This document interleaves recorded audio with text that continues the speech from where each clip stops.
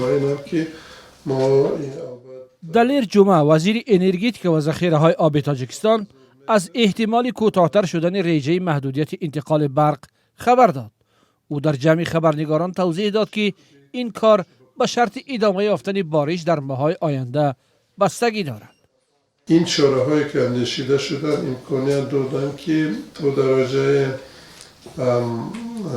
یعنی سطح آب در آبانبار نارک در سطح ضروری نگاه داشتن و آباد هم بارشات هم چراهای علاوه‌ای که اندیشیده استودن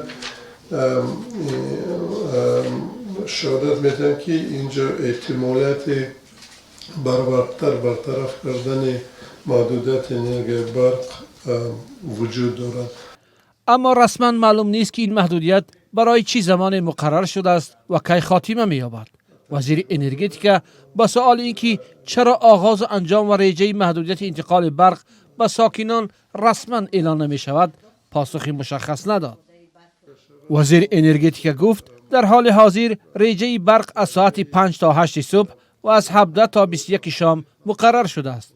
اما آنچه وزیر میگوید با شکایت‌های ساکنان در شبکه‌های اجتماعی موافقت نمی‌کند. وزیر وعده داد که در ماه رمضان که میانه‌های فوریه شروع می‌شود به مردم برق بیشتر خواهند داد. همچون در گذشته ما مخصوصا رژه وابسته به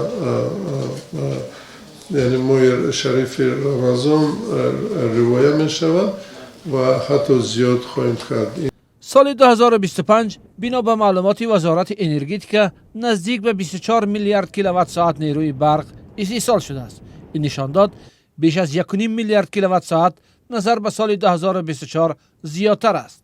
از جمله دو چرخه نیروگاه راغون از آغاز فعال شدن تاکنون همگی 9.9 میلیارد کیلووات برق استحصال کردند. صرف نظر از زیاد شدن استحصال برق در تاجیکستان همه ساله بیش از نصف مردم تاجیکستان از میانه‌های ماه سپتامبر تا پایان اپریل در یک شبانه روز همگی 6-7 ساعت برق دارند و خلاص. آنها این وضع را خیلی وزین و مشقت آور می‌دانند.